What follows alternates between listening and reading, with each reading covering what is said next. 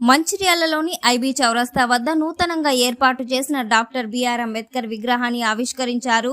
రాష్ట్ర ఉప ముఖ్యమంత్రి మల్లు భట్టి విక్రమార్క, ఐటీ శాఖ మంత్రి దుద్దిల్ల శ్రీధర్ బాబు, సీఎండీఓ బలరాం నాయక్, మంచిర్యాల జిల్లా కలెక్టర్ కుమార్ దీపక్, మంచిర్యాల శాసనసభ్యులు కొక్కిరాల ప్రేమ్సాగర్ రావు, తెలంగాణ గిరిజన కోఆపరేటివ్ ఆర్థిక అభివృద్ధి కార్పొరేషన్ చైర్మన్ కోట్నాక తిరుపతి, మంచిర్యాల జిల్లా డీసీసీ అధ్యక్షురాలు కొక్కిరాల సురేఖ ఈ సందర్భంగా అంబేద్కర్ విగ్రహానికి పూలమాల వేసి నివాళులర్పించి కేక్ కట్ చేశారు. అనంతరం నూతనంగా నిర్మిస్తున్న మాతా శిశు సూపర్ స్పెషాలిటీ హాస్పిటల్ పనులను పరిశీలించారు. కాంగ్రెస్ పార్టీ చేపట్టిన జై బాపు, జై భీమ్, జై సంవిధాన్ పాదయాత్రలో పాల్గొన్నారు. అనంతరం మార్కెట్ ఏరియా మీదుగా ర్యాలీతో ఏర్పాటు చేసిన జై బాపు, జై భీమ్, జై సంవిధాన్ సభలో పాల్గొన్నారు. ఈ సందర్భంగా పలు అభివృద్ధి కార్యక్రమాలకు శంకుస్థాపనలు చేశారు.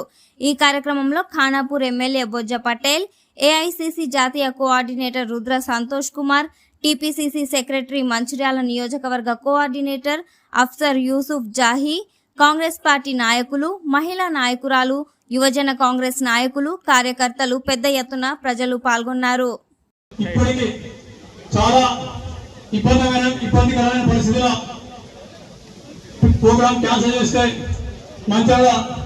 ప్రజలకు, కార్యకర్తలకు, నాయకులకు నా మాట పోతనే ఉద్దేశంతో ఊపిరి సంబంధిత కార్యక్రమాల మధ్య ఈ కార్యక్రమానికి వచ్చిన సహోదరులు, రాష్ట్ర ఉప ముఖ్యమంత్రి, ఆర్థిక మరియు విద్యాశాఖ మంత్రి పెద్దలు భట్టి విక్రమార్క గారు ఇవాళ వారి గురించి ఒక 2 నిమిషాలు మాట్లాడగలుగుతారు. వారికి ప్రభుత్వం వచ్చిన తర్వాత ఆర్థిక శాఖ ఇచ్చి టీఆర్ఎస్ వాళ్ళు ఏమంటున్నారంటే ఇది మొత్తం దిక్కుదివానం దివాలు చేసింది, ఈ ముఖ్యమైన ఆర్థిక మంత్రి కూడా నేను జుట్టు వీక్కొని వెళ్ళిపోతానని ఒక ఆలోచనతో వాళ్ళు ఇచ్చింది. కానీ ఇచ్చింది ఏంటంటే ఖాళీ సిప్ప, భుజం వేసుకుని సంచి, ఇవి 2 మాత్రమే ఇచ్చింది. అటువంటి పరిస్థితుల్లో ఇంకో చిన్న సమస్య, చిన్న మహాభారతం గురించి ఒక చిన్న ఒక్కడే నుంచి చెప్తాను.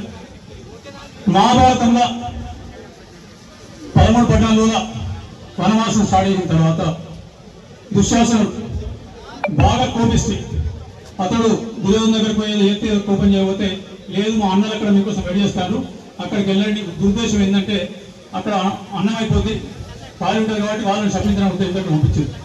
పంపిస్తే వాళ్ళు వచ్చి ద్రౌపదిని కలిసి, అమ్మ మేము భోజనం చేసి వస్తాం, ఆ భోజనం తయారు చేయండి, నేను మధ్యలో స్నానం చేసి వస్తామని చెప్పడం జరిగింది.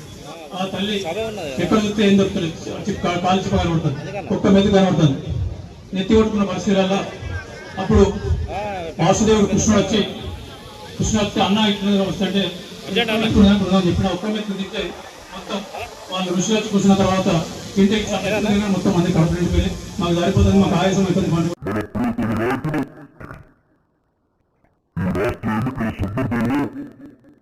ఈ రాష్ట్రంలో కాంగ్రెస్ పార్టీ అధికారంలోకి వస్తుంటే రాగానే నేను కులగణన చేస్తామని చెప్పాడు. ఆయన చెప్పిన మాట మేరకు రాష్ట్ర ప్రభుత్వ అధికారంలో రాగానే క్యాబినెట్ నిర్ణయం తీసుకొని క్యాబినెట్ లో తీర్మానం పాస్ చేసి అసెంబ్లీలో పెట్టి రాజకీయ, ఆర్థిక, సామాజిక, విద్య, కులగణనకు సంబంధించి పెద్ద ఎత్తున మొట్టమొదటిసారి భారతీయ చరిత్రలో క్లాస్ సర్వే చేసి రాష్ట్రంలో ఉన్నటువంటి కులాలు, ఏ కులాలున్నాయి, ఎవరి ఆర్థిక పరిస్థితి ఏ రకంగా ఉంది, ఎవరి సామాజిక పరిస్థితి ఏ రకంగా ఉంది, ఈ రాష్ట్ర వనరులు ఎవరికి అందుబాటులో ఉన్నాయి, ఎవరికి అందుబాటులో లేకుండా ఇబ్బంది పడుతున్నారు అనేటువంటి అంచనాలన్నింటినీ కూడా స్టడీ చేసి పెద్ద ఎత్తున భవిష్యత్తులో ఆ సాధనలని నాటి వనరులు అందుబాటులో లేక వెనుకబడినటువంటి వర్గాలకి అమలు చేయాలని ప్లానించుతూ ఈ రాష్ట్ర ప్రభుత్వం ముందుకు పోతాం. అటువంటి కార్యక్రమంలో భాగంగా ఈరోజు తెలంగాణలో చేసినటువంటి కులగణన దేశం మొత్తానికి రోల్ మోడల్గా మారి తీసుకున్నటువంటి కులగణన కేవలం సభలో చదువు పెట్టి శాసనసభలో పెట్టాం, ప్రకటించాం. ఆ కులగణన ద్వారా 42% బీసీలకి రిజర్వేషన్ ఇవ్వాలని శాసనసభలో తీర్మానం చేశాం. తీర్మానం చేయడమే కాదు, ఇది దేశవ్యాప్తంగా కూడా అమలు చేయాలని చెప్పి ఒక తీర్మానం చేశాం. చేసినటువంటి తీర్మానం అమలు చేసే విధంగా పెద్ద ఎత్తున ఢిల్లీ పట్టణంలో ధర్నా చేసి అక్కడ కూడా చేయాలని చెప్పాం. ఇదేదో గాలికి వదిలేసేటువంటి కార్యక్రమం కాదు. పెద్ద ఎత్తున ఒక సామాజిక పరివర్తన కోసం మన రాహుల్ గాంధీ నిన్న జరిగినటువంటి 8 తారీఖుల్లో అఖిల భారత కాంగ్రెస్ కమిటీ ప్లీనరీ సమావేశాల్లో ఆయన పెద్ద ఎత్తున ఒక మాట చెప్పారు. ఈ దేశంలో ఉన్నటువంటి సంపద మొత్తం పెద్ద ఎత్తున 90% ప్రజానికం అందుబాటులో లేకపోతే దేశ సంపద కేవలం 10% మంది ప్రజల చేతుల్లోనే పండించబడింది. ఆ సంపదను బద్దలు కొట్టి ప్రజలందరికీ ఈ రోజు రాష్ట్రంలో పెట్టుబడులు రావాలి. ప్రేమ్ సాగర్ రావు గారి నేతృత్వంలో ఇక్కడ పారిశ్రామిక వాడ ఏర్పాటు చేయాలని పెట్టుబడులు తీసుకొచ్చే కార్యక్రమ భాగంలో ఈ రోజు విదేశాలకు పోయి పెట్టుబడులు తీసుకురావడంతో పాటు మహిళలకు 21,000 కోట్ల రూపాయలు 3 గ్రూపులుగా ఎస్సీల వర్గీకరణ, young India skills university, young India residential schools, diet cosmetic ఛార్జీల పెంపు, గిగ్ వర్కర్స్ సంబంధించిన ప్రమాద భూమి, గల్ఫ్ మృతులకు 5 లక్షల రూపాయల ఎక్స్గ్రేషియా, కొత్త సిటీ నిర్మాణం, future city, regional ring road నిర్మాణం, కొత్త ఆసుపత్రి, ఉస్మానియా ఆసుపత్రి నిర్మాణంతో పాటు మెట్రో రైలు హైదరాబాద్ లో విస్తీర్ణ, మూసీ నది పునర్జీవనం కార్యక్రమంతో పాటు మొన్ననే మొదలుపెట్టి ఇక్కడ ఉంటున్న 99% మందికి తెల్ల రేషన్ కార్డు ఉన్న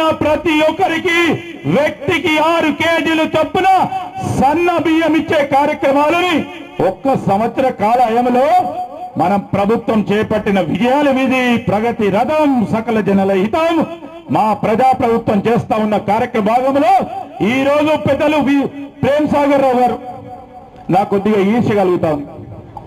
మంత్రి అయినా కానీ ఇన్ని వేల కోట్ల, ఇన్ని వందల కోట్ల రూపాయలు నేను నియోజకవర్గం తీసుకోకపోయినా 760 కోట్ల రూపాయల వరకు ఇది ఒక్కరే రోజు ఇప్పుడే శంకుస్థాపన కార్యక్రమాలు చేసి ఇంకా చేయాలనుకుంటున్నారు. ఇంకా చేయదలుచుకునే ఓ ప్రధానమైన కార్యక్రమాలు అన్ని చేస్తూ ఉన్నారు. ఇప్పుడే చూసాం అంబేద్కర్ గారి కూడలి వద్ద ఎంత సుందరంగా తీర్చిదిద్దడం జరిగిందో. హాస్పిటల్ నిర్మాణం జరుగుతూ ఉంది. ఈ పట్టణానికి సంబంధించి ఈ జిల్లా కేంద్రంలో అనేక కార్యక్రమాలు చేపట్టాలని ఆలోచన చేస్తా ఉన్న ప్రేమ్ సాగర్ గారికి మేము ఎప్పుడు కూడా పూర్తి స్థాయిలో సహకరించే కార్యక్రమం చేస్తాం. అతి త్వరలో రాబోతా ఉన్నాం. నేను గాని భట్టి గారు గాని ఇక్కడ ఒక ఇండస్ట్రియల్ టౌన్షిప్ క్రియేట్ చేయడానికి అతి త్వరలో శంకుస్థాపన కార్యక్రమం